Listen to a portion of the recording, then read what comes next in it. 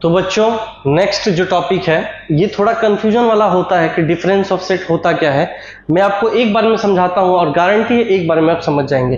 पहले हम पढ़ते हैं डेफिनेशन। एकदम इजीएस्ट वे में मैं आपके लिए डेफिनेशन बनाता हूं। देखिए क्या लिखा है डेफिनेशन। डेफिनेशन लिखा है कि द डिफरेंस को हम a माइनस बी से डिनोट करते हैं। ठीक है, a का डिफरेंस b से। तो the difference a minus B of the set a and b is the set of elements which belongs to A but not B। A minus B क्या होता है? A माइनस बी होता है जो A में रहे B में नहीं होना चाहिए। ठीक है, B माइनस A क्या होगा? ये दोनों चीजें समझेंगे। एक तो हो गया आपका A माइनस बी, जैसे मान लीजिए कि A कोई एक सेट है 1 2 3 4 5 6। ठीक है, B कोई सेट है 4 5 6। क्लियर? तो सबसे पहले हम सीखते हैं a माइनस बी क्या होता है। a माइनस बी होता है कि a का वही एलिमेंट चूज करेंगे जो b में नहीं होना चाहिए। तो a का वो एलिमेंट जो b में नहीं होगा, देखिए 4 5 और 6 इसमें भी है तो ये नहीं लेंगे। क्या लेंगे? सिर्फ 1 2 3। ये ऐसे एलिमेंट है जो b में क्या है? नहीं है। अगेन मैं आपको रिकॉल कर देता हूं। मान लीजिए कि आप डिफरेंस ऑफ सेट पढ़ रहे हैं। ठीक है, होता क्या है डिफरेंस ऑफ सेट? अगर difference of set a minus B पूछता है, मतलब जो b में कॉमन होगा उसको हम हटा देंगे। समझ आ गया? पहली चीज तो ये, अगर मान लीजिए कि यहां पे 8 है और यहां पे 8 नहीं है, उसका तो हम देखेंगे ही नहीं। a में जैसे मान लीजिए कि 1 2 3 4 5 6 मात्र 6 एलिमेंट है, तो जितने एलिमेंट इसमें से b में पार्टिसिपेट करें उसको हम लेंगे नहीं। सिर्फ a वाले एलिमेंट को लेंगे जो b में पार्टिसिपेट नहीं कर रहे हैं। समझ आ गया? अब इसको अगर हम वेन डायग्राम से समझें तो देखिए कैसे करते हैं इसको। वेन डायग्राम से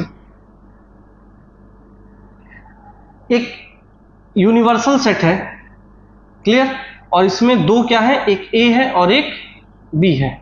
ठीक है, a है और एक b है। अब ध्यान से देखिए, a माइनस बी क्या होगा? जो a में हो b में नहीं हो, ये वाला। देखिए b में हल्का सा भी इसका क्या होना चाहिए? परछाई नहीं जाना चाहिए। तो इसको हम बोलते हैं a माइनस बी। क्लियर? अगर हम b माइनस से डिनोट करें, मतलब b में हो लेकिन a में पार्टिसिपेट ना करे, तो ये वाला होगा। ये क्या डिनोट करता है? b माइनस ए। होप सो आपको समझ आ गया होगा। इतना चीजें आपको अगर समझ आ गया तो बहुत अच्छी बात है। ठीक है, कोई दिक्कत यहां तक? वेन डायग्राम भी साथ साथ में समझते चलिए, बहुत जरूरी है। बच्चों एक मोस्ट इंपॉर्टेंट नोट्स है, व्हाइट बोर्ड पे लिखा हुआ है, पढ़ते हैं क्या लिखा हुआ है। This sets a minus B, a intersection b and b minus a are mutually disjoint set. इसका मतलब क्या होता है कि अगर हम कोई भी दो सेट को चूज करें तो उसका आंसर क्या आना चाहिए? नल सेट आना चाहिए, मतलब कुछ भी कॉमन नहीं होना चाहिए। पहले डिनोट करना सीखते हैं कि कैसे हम इसको डिनोट करते हैं। मान लीजिए कि एक यूनिवर्सल सेट है, इसमें एक a सेट दिया है और एक b सेट दिया है। अभी मैंने आपको बताया था कि ये पार्ट जो है कॉमन पार्ट, इसको हम क्या बोलते हैं? इसको बोलते हैं इंटरसेक्शन ऑफ टू सेट। समझ आ गया? कोई दिक्कत? सिर्फ ये वाले पार्ट को, सिर्फ ये वाले पार्ट को, a वाले पार्ट को आप ध्यान से देखिए, सिर्फ इतने पार्ट को हम क्या बोलेंगे? इसको बोलेंगे a माइनस बी, और सिर्फ ये वाले पार्ट को हम क्या बोलेंगे? ये जो पूरा चीज है b माइनस ए। कोई भी दो चीज का इंटरसेक्शन लीजिए, कोई भी दो चीज का इंटरसेक्शन लीजिए। जैसे मान लीजिए कि इसका और इसका इंटरसेक्शन लेते हैं। जैसे इसका और इसका इंटरसेक्शन में क्या कॉमन है? कुछ भी नहीं कॉमन है। समझ आ गया? तो कोई भी दो सेट का इंटरसेक्शन, दो सेट कैसे होने चाहिए? इंडिविजुअल नहीं, a minus B, a intersection b या b माइनस ए। अगर हम इन दोनों का इंटरसेक्शन लें, ठीक है, कोई भी दो, इन दोनों में से कोई भी दो का अगर इंटरसेक्शन लेते हैं तो हमेशा क्या होता है? नल सेट होता है। ये छोटी छोटी चीजें ही क्या होती हैं? आगे चल के फॉर्मूले का रूप ले लेता है। तो ये नोट्स जो है वो बहुत इंपॉर्टेंट है, आप इसको अच्छे से समझ लीजिए। जब हम प्रैक्टिस करेंगे क्वेश्चंस का तो ये सारी चीजें मैं आपको रिकॉल करवा दूंगा। देखिए बच्चों, नेक्स्ट जो टॉपिक है वो है कॉम्प्लीमेंट ऑफ सेट। ये भी हर एक, मैं जितना भी यहाँ पे ऑपरेशन ऑफ सेट सिखा रहा हूँ, एक तो मैं ये मान के चल रहा हूँ कि आपको कुछ नहीं आता है, बिल्कुल बेसिक से सिखाने का ये मतलब होगा कि आप एकदम हर एक चीज को समझ जाएंगे। जब भी आप सेट का ये वीडियो देखिए, इससे पहले वीडियो पहला वाला देखिए जो पार्ट 1 है, ये पार्ट 2 है। तो अगर आपको अच्छे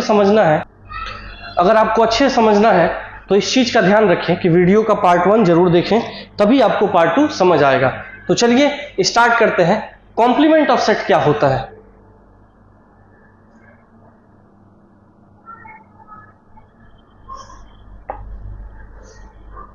तो बच्चों, कॉम्प्लीमेंट ऑफ सेट क्या होता है, आप ध्यान से पढ़िए क्या लिखा है।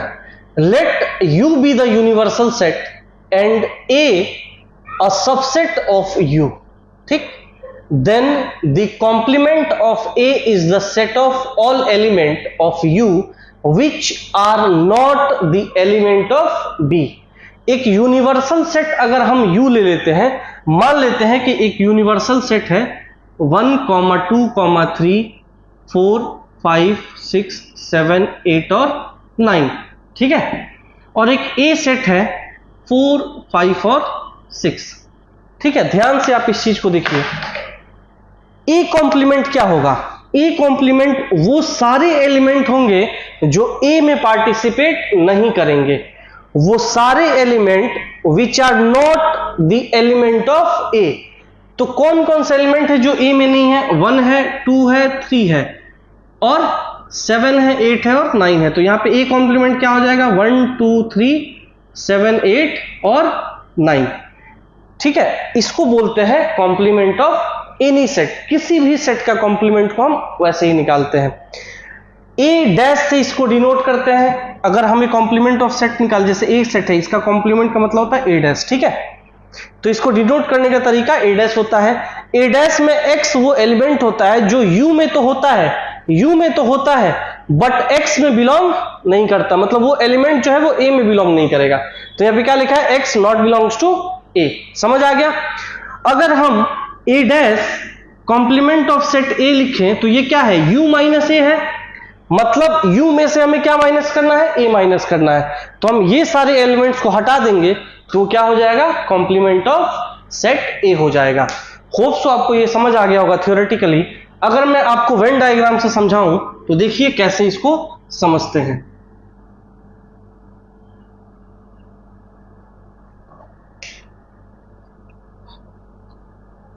जैसे मान लीजिए कि एक यूनिवर्सल सेट है U और एक ए सेट है, ठीक है? ये मान लीजिए कि 1, 2, 3, 4, 5, 6 है, जो भी, ठीक है, 9 तक, और इसके अंदर 4, 5, 6 है। तो जो आंसर है उसमें 4, 5, 6 नहीं है, मतलब ये वाला जो है ए, वो क्या होगा? हम उसको इंक्लूड कर देंगे, इंक्लूड नहीं करेंगे। तो इसके बाहर वाला पूरा यूनिवर्सल सेट को बिलोंग करेगा और ये सारे क्या हो जाएंगे? हमारा कॉम्प्लीमेंट ऑफ ए हो जाएगा। यही क्या हो जाएगा? कॉम्प्लीमेंट ऑफ ए हो जाएगा, जिसमें ए वाला कोई भी चीज क्या होगा? पार्टिसिपेट नहीं करेगा। इसी चीज को बोलते हैं कॉम्प्लीमेंट ऑफ सेट। क्या बोलते हैं इसको? Complement of set. बहुत इजी है ये चीज, बहुत ही इजी है। इसके बाद जो टॉपिक है वो है कॉम्प्लीमेंट लॉ। मतलब अभी हमने कॉम्प्लीमेंट ऑफ सेट पढ़ा, तो इसके कुछ सर्टेन रूल्स हैं, उसको आप ध्यान से देख लीजिए ताकि आपके हर एक क्वेश्चन बने। तो सबसे पहला उसमें जो रूल है वो है ए यूनियन ए डैश हमेशा क्या होता है? यूनिवर्सल सेट आता है। मैं साइड में आपको वेन डायग्राम बना के रखे रहता हूं ताकि आपको समझ में आ जाएगा। ये क्या है? हमारा सेट ए है और ये हमारा यू है और ये जो खाली हिस्सा है ये हमारा क्या है? ए डैश है, ठीक है? अब आप ध्यान से देखिए। पहला है कि अगर हम ए का कॉम्प्लीमेंट लेते हैं तो कॉम्प्लीमेंट ये वाला हिस्सा है। यूनियन का मतलब क्या होता है? इसको भी लेना और इसको भी लेना, तो पूरा क्या आ जाएगा? यूनिवर्सल सेट आ जाएगा। तो ये पहला हमारा क्या है? रूल है। दूसरा रूल होता है अगर हम ए का इंटरसेक्शन ले ले ए कॉम्प्लीमेंट के साथ तो हमेशा क्या आएगा? फाई आएगा। अगर हम सेट ए का इंटरसेक्शन ले ए के साथ तो क्या इस दोनों में कुछ कॉमन है? बिल्कुल भी नहीं है। तो इस कंडीशन में क्या आंसर आना है? फाई आना है, ठीक है? तीसरा है अगर हम फाई का कॉम्प्लीमेंट लेते हैं, कुछ नहीं का कॉम्प्लीमेंट क्या होता है? पूरा यूनिवर्सल सेट। कुछ नहीं का मतलब क्या होता है? पूरा, उसका जस्ट अपोजिट कर दीजिए। समझ आ गया? अगर हम पूरे का कॉम्प्लीमेंट लेते हैं तो क्या होगा? कुछ भी नहीं। आप ऐसे समझते जाइए, बहुत इजी है। अगर हम पूरे का कॉम्प्लीमेंट लेते हैं, यूनिवर्सल सेट का पूरा कॉम्प्लीमेंट, मतलब यूनिवर्सल सेट को छोड़ देना है, मतलब इसके आसपास तो कुछ बचा ही नहीं ना, मतलब क्या आएगा आंसर 5 आएगा। इसके बाद है 5वां नंबर, कॉम्प्लीमेंट का कॉम्प्लीमेंट क्या होता है, वही सेट होता है। जैसे मान लीजिए कि वेन डायग्राम से समझ लेते हैं, एक ये सेट ए है, इसका कॉम्प्लीमेंट क्या होगा, ये वाला पूरा, फिर इसका कॉम्प्लीमेंट क्या होगा, ये वाला जो बच गया। तो कॉम्प्लीमेंट का कॉम्प्लीमेंट क्या होता है, ए होता है। ठीक है, होप सो आपको ये चीज समझ आ गया होगा।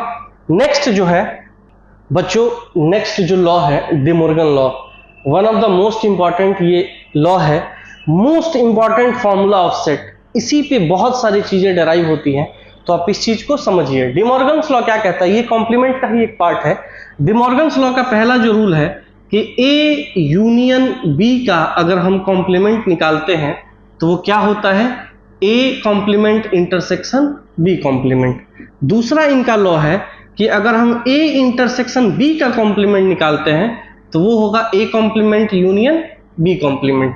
सिर्फ ये दो लॉ है जिसको हम क्या बोलते हैं, डे मॉर्गन्स लॉ बोलते हैं। बहुत इजी है, आप इसको चाहें तो प्रूफ कर सकते हैं किस चीज से, वेन डायग्राम से।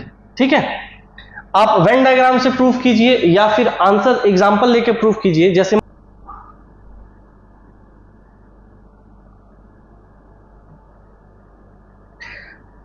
एक बच्चों मोस्ट इंपॉर्टेंट फॉर्मूला है, मोस्ट इंपॉर्टेंट फॉर्मूला, ध्यान से देखिए होता क्या है। अगर ए और बी दो फाइनाइट सेट हैं, if A and B are two finite sets, तो number of A union B क्या होता है, वो होता है n A number of A plus number of B minus number of A intersection B. ये एक मोस्ट इंपॉर्टेंट फॉर्मूला है, मोस्ट इंपॉर्टेंट आप कह सकते हैं इसको, और बहुत इजी है ये प्रूफ करना, आप आसानी से प्रूफ कर सकते हैं।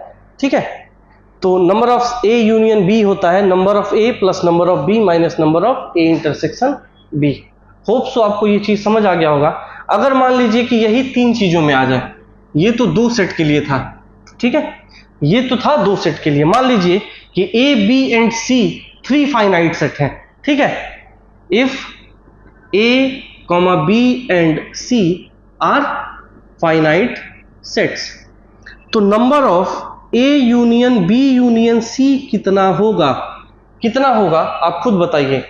Number of A union B union C कितना होगा, आपको पता होना चाहिए। Number of A plus number of B plus number of C minus number of A intersection B minus number of B intersection C minus number of C intersection A minus number of A intersection B intersection C. ये चीज आपको definitely याद रहना चाहिए, तभी जाके आप NCERT, RD Sharma इन सब के क्वेश्चंस को आसानी से बना सकते हैं। होप सो आपको, एक मिनट यहाँ पे आप प्लस कर लीजिएगा, ये प्लस होता है, ठीक है, वो गलती से माइनस हो गया था। होप सो आपको इतना समझ आ गया होगा। मैं आपको एक दो क्वेश्चन करके दिखाता हूँ जो जेईई मेंस में भी आते हैं, बस इतना ही थ्योरी से आप जेईई मेंस की थ्योरी अटेम्प्ट कर सकते हैं। देखिए, जब भी हम कॉम्पिटिटिव लेवल के कोई क्वेश्चन अटेम्प्ट करते हैं, इसका ये मतलब नहीं होता कि उसके लिए बहुत ज्यादा थ्योरी पढ़ना पड़ता है। आप बेसिक आरडी शर्मा थोड़ा सा फॉलो कीजिए, थोड़ा सा एनसीईआरटी, कंप्लीट एनसीईआरटी, थोड़ा सा नहीं कंप्लीट एनसीईआरटी, और प्रेजेंस ऑफ माइंड। अगर आपका दिमाग शांत है, अगर आपको हर चीजें कंप्लीटली एकदम दिमाग में फिट है, हर फॉर्मूला फिट है, तो आप आसानी से इसी थ्योरी से जेईई मेंस के भी क्वेश्चन को अटेम्प्ट कर सकते हैं बहुत इजीली वे में। बहुत प्रकांड पंडित नहीं बनना होता है, हाँ उसके लिए थोड़ा सा थ्योरी और चाहिए, वो मैं आपको एक्स्ट्रा एक वीडियो बना दूंगा जो उससे रिलेवेंट होगा। ठीक है, ये सिर्फ बोर्ड्स के पर्पज से है, तो पहले, क्योंकि आप पहले बोर्ड्स का पढ़िए, जैसे ही नवंबर दिसंबर आएगा आपको जेईई मेंस के हर एक वीडियोस लाइन बाय लाइन मिलते जाएंगे। पहले आप बेसिक तैयार कीजिए। होता क्या है ना कि बच्चे, आजकल के बच्चे को मैं बताता हूं क्या करते हैं। जैसे मान लीजिए कि यहाँ पे आम है, ठीक है, और वो यहाँ खड़ा है और सीढ़ी ऐसे है इसको तोड़ने का, ठीक है। मान लीजिए कि आप अप्रैल में, आम वगैरह छोड़िए, आपने अप्रैल में पढ़ाई स्टार्ट किया और ये है जेईई मेंस, ठीक है, ये है आईआईटी जेईई। लोग क्या सोचते हैं कि मैं जनवरी में पढ़ूंगा, आराम से बोर्ड क्रैक कर लूंगा, मार्च में पेपर है, 2 महीना बहुत होता है। ठीक है, तो वो डायरेक्ट ये वाला जंप मारते हैं। आप खुद सोचिए, क्या ऐसा पॉसिबल है? क्या ऐसा पॉसिबल है? आपका मुंह हाथ दोनों टूट जाएगा, और बिल्कुल भी पॉसिबल नहीं होगा। उससे 1000 गुना बेटर होता है कि हमेशा छोटे छोटे स्टेप्स लेके हम चीज़ों को बेहतर करें। छोटे छोटे स्टेप्स का मतलब क्या होता है? हर महीने थोड़ी थोड़ी तैयारी करें, और आप ऐसा पाएंगे कि फैब एंड आते आते आपको हर चीज़ें बहुत अच्छे से आती हैं। तो फ्रस्ट्रेशन बाद में ना हो, इससे अच्छा है कि आप अभी से पढ़ना स्टार्ट कर दीजिए। और ये फ़ोन वगैरह, सोशल मीडिया, ये सब स्टूडेंट लाइफ में एक जहर का काम करता है। तो इस जहर से जितना बाहर आप निकल सकते हैं उतना ज़्यादा ज़रूरी है। और ये हर फैमिली को भी समझना चाहिए कि आप अपने बच्चे का ध्यान खुद रखें, और बहुत अच्छे से रखें। किसी भी कोचिंग, किसी भी टीचर पर डिपेंडेंट ना रहें, क्योंकि बच्चे हमारे पास 1-2 घंटे के लिए आते हैं, और आपके पास 20-22 घंटे बच्चे रहते हैं। तो आपका बच्चा क्या कर रहा है, पढ़ाई कर रहा है कि नहीं कर रहा है, होमवर्क हुआ या नहीं हुआ, रिवीजन चल रहा है या नहीं चल रहा है, गलत संगति में तो नहीं पड़ा है, ये सारी चीज़ें एक पेरेंट्स का फर्ज होता है कि जब तक उसका बच्चा स्टूडेंट लाइफ तक रहे, ये उनको सख्त से सख्त होके, जैसे भी, चाहे प्यार से टैकल करना पड़े, चाहे जैसे भी, वो आपकी पर्सनल चॉइस है, उसको कायदे में रखें और चीज़ों को अच्छे शिक्षा दें। ताकि एक चीज़ याद रखिएगा, अभी पछताने से बेहतर, बाद में पछताने से बेहतर है कि अभी मेहनत कर लो। और ये लाइन आप नोट कर लीजिए, हर किसी की लाइफ में गलती से सीखते हैं। बेहतर ये है कि हम दूसरों की गलती से सीखें, और ये बहुत ज़रूरी है। मैं आपको पर्सनल एक्सपीरियंस बता रहा हूँ अपना। बाद में पछताने से 1000 गुना बेटर है कि आप अभी मेहनत कर लो। समझ आ गया? चलिए, फिलॉसफी बाद में करते रहेंगे हम लोग, प्रवचन।